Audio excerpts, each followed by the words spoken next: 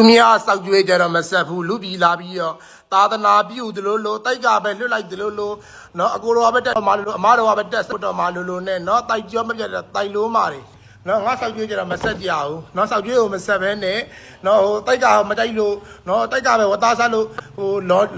လောနဲ့လှမ်းတိုက်ထရပြစ်လိုက်သလိုလိုအားလုံးပဲမင်္ဂလာပါရီလေးရဲ့ YouTube channel လေးမှာကြိုဆိုလိုက်ပါတယ်ရှင်ညီမခုတင်ဆက်ပေးမယ့် video လေးကတော့အကျွေးမဆက်လို့ဆိုပြီးတော့เนาะ line ပေါ်ကနေတိုင်ယူနန်ယူနေတဲ့ကောင်မတွေအကျွေးလာဆက်ဆိုပြီးတော့ပြောထားတဲ့ video လေးပဲဖြစ်ပါတယ်ရှင်နောက်ပြီးတော့ထိုင်းနိုင်ငံမှာနေတဲ့เนาะမြန်မာအချင်းချင်းကချဲထိုးပြီးတော့เนาะပတ်စံကိုမပေးဘဲနဲ့ block ပြေးလို့เนาะသူလှုပ်တဲ့စီးရုံထိအဆက်ခွဲပြီးတော့လိုက်တောင်းတဲ့ video file လေးပဲဖြစ်ပါတယ်ရှင်ကြီးရှုတဲ့သူတွေအနေနဲ့လည်းသိထားလို့ရအောင်လို့ဒီ video လေးကိုပြန်လည်တင်ဆက်ပေးလိုက်ရှင်ဖြစ်ပါတယ်ရှင်ညီမနဲ့တူ video လေးဆုံးထိလိုက်ပါကြည့်ရှုပေးဖို့ဖိတ်ခေါ်ရှင်ပါတယ်ရှင်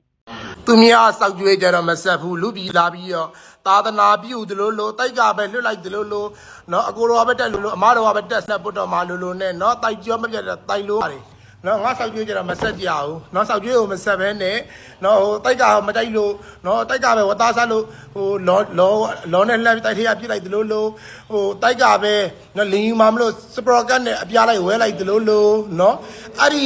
တိုင်ယူဒိုင်ယူနယူတွေတိုက်ကအပြန်ခေါ်ပါတော့နော်လူပြည်လာပြည်လူကောင်ပတ်ဒုက္ခပေးနေတာနော်သူများပစံချွေးနေစားတွေယူပြီးစောက်မွေးရှင်းနေပြီးရောဒုက္ခတွေပေးပတ်ပြေးနေတာနော်အောက်တန်းသားမတွေတိုက်ကပြန်ခေါ်ပါစေနော်တိုက်ဆောက်ဘလူးတက်လောက်ပါစေအိမ်မက်ထဲမှာအပြင်မှာတိုက်ဆောက်ဘလူးတက်လောက်ပြီးဆိုတော့စပေါ်ကုန်းတစ်ချမ်းပြေးပြီးသေးပါစေနော်သူများဆောက်ပြေးကြတော့မဆက်ဘူးဗဇက်ကဟီးဆိုဖင်ဟားပြေးနေကောင်မတွေနော်ဗဇက်ကခိဆိုဖင်ကပြီးဖြစ်နေအဲ့ကောင်မတွေကနော်ပြောလိုက်လို့ရှိရင်လေရမိုးပါမစင်ဘူးလူဘီကိုစင်ပြီးသာသနာပြုတာလို့တို့တွေကပဲသူတို့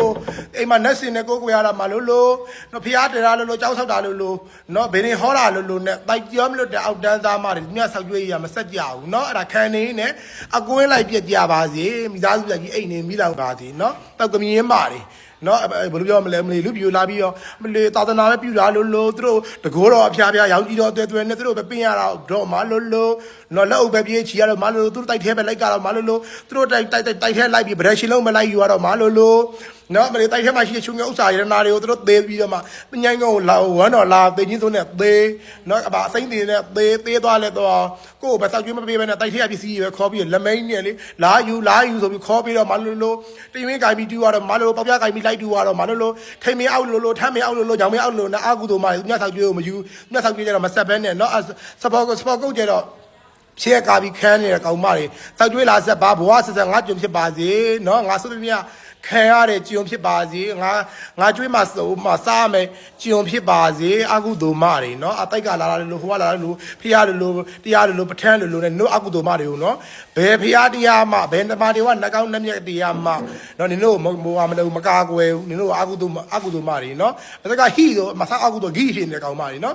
ရဲခုံချိုင်လူကပလုံစပကောကဂလုံးထွက်တဲ့ကောင်မတွေနော်စောက်ကျွေးလာဆက်ကြပါငါစောက်ကျွေးကိုလာဆက်ကြပါဘဝဆက်ဆက်ငါစောက်ဆံအောင်ထိရတမိသားစီလုံးတမျိုးလုံးငါစောက်ဆံယူရတာလို့လှမ်းကြည့်ရတဲ့လူအကုန်လုံးနော်အဲ့ဒီကျိန်စာတွေကိုထိပါသေးငါဆဲတာမဟုတ်ကျိန်တာနော်ဘဝလန်အောင်ကျိန်တာအဲ့ဒီနယူဘုံမြောက်ချီးကြောက်ကောက်စားတဲ့ဟာတို့တိုက်တရခေါ်ပါနော်အမြဲပြန်ခေါ်ပါလူပြည်လာပြီးလူကောင်းဒုက္ခပေးနေ9ရက်သားမိကိုလိုက်ပြီးတော့ချွန်းနေတာတွေကိုဒုက္ခပေးနေပြန်ခေါ်ပါအမအဲ့တိုက်ဆောက်ဘလူးတွေကိုဝင်းပြီးလောက်ပါအိမ်မက်ထဲမှာပြီးမှဝင်းလောက်ပါနော်အပေါက်ကျဲပြီးအပေကြောက်သေးတော့လဲငါရင်းနေတောင်းမီးရှုံမယ်ပကြိုးလို့ရှိရင်ငါရက်တံဝင်မယ်ရေတံမှုဝင်မယ်နော်အကုသိုလ်မတွေသောက်ကပြင်းမတွေဒီဗီဒီယိုလေးကအကျွေးလာမဆက်လို့ဆိုပြီးတော့တိုက်ယူနေတဲ့သူတွေနော်နတ်ဆရာလေးကိုပြောလိုက်တာရှင်သူ့ရဲ့အကျွေးကိုကြတော့မဆက်ဘဲနဲ့တိုက်ဆရာလို့နော်နတ်ဝင်ဖူးနေတာတွေမလုပ်ဘဲနဲ့အကျွေးအရင်လာဆက်ဆိုပြီးတော့ပြောတာရှင်ဒါကြောင့်မို့လို့နော်ဘယ်သူပဲဖြစ်နေကိုကသူများစီကအကျွေးယူထားပြီဆိုလို့ရှင်ဆက်တဲ့နဲ့ရှင်သူတို့နားမှာဝေကျွေးခံနေရတတ်တယ်ရှင်ဒါကြောင့်မို့လို့သူများရဲ့အကျွေးကိုယူပြီးတော့ဆက်တဲ့နဲ့နော်နောက်ထပ်ဗီဒီယိုလေးကချဲကိုအကျွေးနဲ့ထိုးပြီးတော့ပတ်စံမပေးလို့ဆိုပြီးတော့နော်အိမ်ထိလိုက်တောင်းပြီးတော့အဆက်ခွဲတဲ့ဗီဒီယိုလေးပဲဖြစ်ပါတယ်ရှင်ညီမနဲ့အတူတူဆက်ကြည့်လိုက်ရအောင်နော်မရိုက်ဘူးရှင်ကျမတို့အပြင်မှာကျမရိုက်တယ်ရှင်အမရေဒီမဲ့ဒီအပေါင်းနဲ့ပတ်စံနေလိမ့်နဲ့အတော့အခုမှသူလိုက်လာယူပေးရတော့မှာဟမ်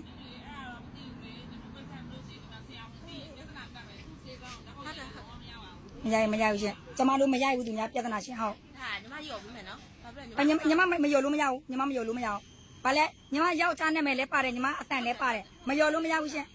ဘာဖြစ်လဲဆိုအခုကသူလိန်နဲ့နီးတယ်တော့ကိုကောင်းမောင်ညီမကိုယ်တိုင်ကလိန်နေတာလိန်နဲ့နီးတော်တော်မှာဒီမှာဒီနားမှာနေညီမလိန်နေကြာနေညီမ6နှစ်ကျော်နေပြီ6နှစ်ကျော်နေပြီညီမဘယ်သူမှပဲလေတော့ဒီပြန်လာတယ်ဘာလဲငါ့ရဲ့လူလိန်နဲ့ อืม အဲ့မှလည်းမတို့က အခုနေမပေးရင်နေကိုလူလေလို့အနေနဲ့နေဆရာဝန်နဲ့ငါစကားတော့ပြောရတော့မယ်လေ အခုကျတော့ဘယ်လိုလုပ်မလဲဆိုတာဒါကတော့ဒီမှာလောက်တာတလားအနည်းဆုံးမရအောင်ဆိုတော့1000ကျော်လောက်ရတယ် ဟုတ်တယ်လေ ဒီမှာတိတ်ခါလည်းအပြည့်မခံနိုင် อืมတိတ်ခါအပြတ်မခံနိုင်ဘူးစနေအမှန်မှာသူ့ဖုန်းနေဘလို့မသိဘူးလေနေဘလို့နေဘလို့လဲ ဘယ်လိုလုပ်လဲလူလေကဘလော့ပါပြီးခဲ့တော့ပြီးသွား လူလေဘာလူလေဘလို့လဲနေပါသားနေဘလို့တဲ့ဟာယူပါလူလေနေ အေးကြည့်ပြီးတော့ဟဲ့ဒါသူလေတော့အမပြန်ဖြေပြီးပြောအခုကဘာကျိုးမှလည်းမတောင်းမှလည်း သူတို့ဘလော့ပါလေကိုတော်ကြည့်လို့မရမသိရဘူးဟာခိုင်လေတော့လို့ရှိရင်ဒါအမှန်လည်းပြော နေဖုန်းနေသွားယူသားသွားယူသွား မဟုတ်အိမ်မှာလေဒီမှာစေကဖုန်းကဒီမှာတုံးနေ နေဖုန်းအိမ်မှာ ဟုတ်တယ် ဖုန်းမပါဘူး ဘာလို့စေကဖုန်းက အဲ့ဒါဆိုအိမ်မှာသွားယူမယ်လားအိမ်မှာသွားယူမယ်လား အဲ့ဒီဖုန်းကလည်းဒါမှဒီမှာအမှန်တော့တုံးနေရတာဒါဘာလို့သူများဖုန်းဆက်လာမှန် မကန်သူတော့နားမလဲ အဲ့ဒုက္ခလည်းဘယ်တော့မှဒီမှာလေးကလေးစေကဖုန်းနဲ့မလည်းလေးအကောင့်လည်းပုံလို့ပြင်ထားပြရတယ်အဲဒုက္ခပဲအဲ့ဆိုအမှန်တော့ဘယ်လိုကြံပါလဲဒီမှာပြောပြလိုက်တာချမ်းလူတွေမှပြောလိုက်တယ်နော်ဒါပြလဲဆိုပြောလိုက်တယ်ဒါပေမဲ့ဒီမှာလိုက်လာတယ်ဆိုတော့ကိုရှင်းပေးရတော့မှာဟုတ်လားဒါပေမဲ့ရှင်းပေးရ ဘမလိုက်အဲ့မရှင်းပေးဘူးလေနေဆိုတဲ့ကောင်မနေဘလို့တာဟုတ်ဟုတ်တယ်နော် ပုံဆက်တော့လည်းပုံဆက်မရအောင် ဖုန်းဆက်တာဒီစေကန်တဲ့ဖုန်းနံပါတ်ဖုန်းဆက်လို့မရဘူးဘယ်သူမှဘူးတုံးခန့်တယ်อืม စိတ်ကြိုင်လာတာညာလေဟယ်လိုအဆန်ချီးလာတာရေနင်ချီးထားတာကြာပြီတသိန်းကျော်ကြောက်ကလည်းနင်ချဲထိုးပါလေဟာစိတ်ညီမချဲမြောင်းညာကြာပြီညီမရောင်းညီမချဲမျက်ကျင်နေတောင်းတယောက်မှရဲတောင်းတယောက်ရှိတယ်ဒီတယောက်ပဲရှိတယ်အမညီမချဲမြောင်းလာညီမချဲမြောင်းလာကြာပြီနော်အမဒီမှာတော့အမရောင်းမမလူတွေများတယ်လို့ရှုပ်တယ်မရောင်းလာလဲကြာပြီ နေပြောနေဒီမှာနေတာ6နှစ်စီးပြီဆိုမယောင်းတဲ့ကြာပြီဘယ်လောက်ကြာပြီလဲသူ့ပိုက်စလေးမှာဘယ်နှစ်လားစီးပြီလဲ မရောင်းလာကြဆိုအမမရောင်းလာတစ်နှစ်လောက်ရှိပါပြီ အောက်တိုဘာနိုဝင်ဘာကြာပြီဆိုအောက်တိုဘာနိုဝင်ဘာ10လပိုင်း2လပဲကွာအဲ့3လကျော်ပဲကွာတယ်ကြာပြီဆို တစ်နှစ်လောက်ရှိပါပြီမိကြီးအမမရောင်းတစ်နှစ်လောက်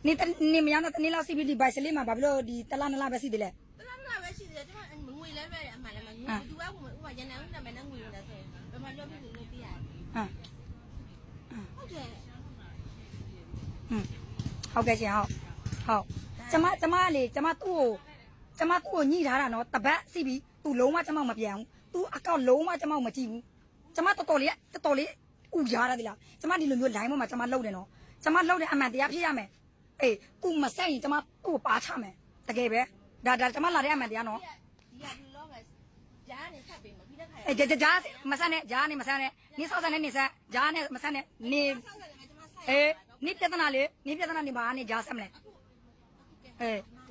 အမကဲတဲ့ခါဒါအမကောင်းနေဖြစ်သွားဒါနောက်ဆုံးအမဆက်ပေးလိုက် ဟွန်း ဘယ်လိုစပ်ပြီးလဲ အေးပြော အမလည်းဒီကမှတော့မှအခုတွက်လိုက်လို့ရှိရင်ကိုခန်းကားရှိရဟာ ဟွန်း ဒီကမြကြရှိရတွက်တော့တောင်းမဲ့ဆက်ပေးဒါပေမဲ့အမအနေနဲ့ဒီဘက်မှာပြန်ပြီးအမ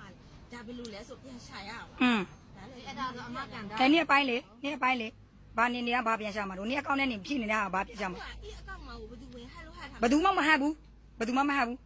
အခုအကောင့်တွေကဘယ်သူမှမဟတ်နေအကောင့်ဟန်ရအောင်နေနာမည်ကြီးလို့လားဟမ် မကြည့်ရမကြည့် နာမည်ကြီးမှတည်းဟတ်တာနေနာမည်မကြီးတာနေဘယ်သူဘာတွေဟတ်တာတော့ဘာမှမရှိဘူး ရောပြီးဆိုလဲအမ ဒီဗီဒီယိုလေးကနော်ထိုင်းမှာဖြစ်သွားတာရှင်မြန်မာအချင်းချင်းကိုနော်ချဲထိုးပြီးတော့နော်ပတ်စံကိုမပေးဘဲနဲ့နော်ဘလော့သွားတာရှင်ဒါကြောင့်မလို့ဒီဘိုက်ကြီးတဲ့အမားကနော်သူ့ရဲ့ပတ်စံကိုစီခန်းနေရာထိလိုက်ပြီးတော့လိုက်တောင်းတာရှင်ဒါကိုဒီဆယ်လီမတ်နန်းကသူ့ကိုယ်တိုင်နော်ဗီဒီယိုရိုက်ပြီးတော့လိုက်တောင်းပေးတာရှင်ချဲကျွေးကိုမပေးဘဲနဲ့ဘလော့ပြေးတဲ့အမားကလည်းသူဘလော့တာမဟုတ်ဘူးအကောက်ကဟတ်ခံရတာဆိုပြီးတော့လိန်သေးတာရှင်များနားမှာနော်ချဲထိုးလို့ပဲဖြစ်ဖြစ်နော်ဘာကြောင့်ပဲဖြစ်ဖြစ်ပတ်စံကိုယူထားပြီးတော့အကျွေးရှိတယ်ဆိုလို့ရှင်နော်ဆက်တဲ့နဲ့ရှင်ဒီဘိုက်ကြီးတဲ့အမားဆိုလို့ရှင်လည်းနော်သူဆိုလဲနော်မွေးကဖွားခါနီးကိုသူလဲနော်မရှိလို့ခုလိုမျိုးချဲရောက်ပြီးတော့လှုပ်ရှားတာရှင်ဒါကိုခုလိုမျိုးလိန်ပြီးတော့နော်ဘလော့ပြေးတာတော့မလုပ်သင့်ဘူးရှင်ဒါကြောင့်မို့လို့ဘယ်သူပဲဖြစ်ဖြစ်နော်သူများစီကအကျွေးယူပြီးတော့ပြန်ဆက်တဲ့နဲ့ရှင်အကျွေးဆိုတာမရှိလေကောင်းလေပဲနော်အကျွေးဆိုတာယူပြီးရင်လည်းပြန်ဆက်တက်ရတယ်ရှင်ညီမရဲ့ဗီဒီယိုလေးဒီလောက်ပါပဲရှင်ကြည့်ရှုတဲ့သူတွေအနေနဲ့လည်းဒီဗီဒီယိုလေးကိုကြည့်ပြီးတော့ဘူးတူတာတစ်ခုခုရမယ်လို့ထင်ပါတယ်ရှင်နောက်ဗီဒီယိုလေးတွေမှာပြန်လည်ဆုံတွေ့ကြမယ်ရှင်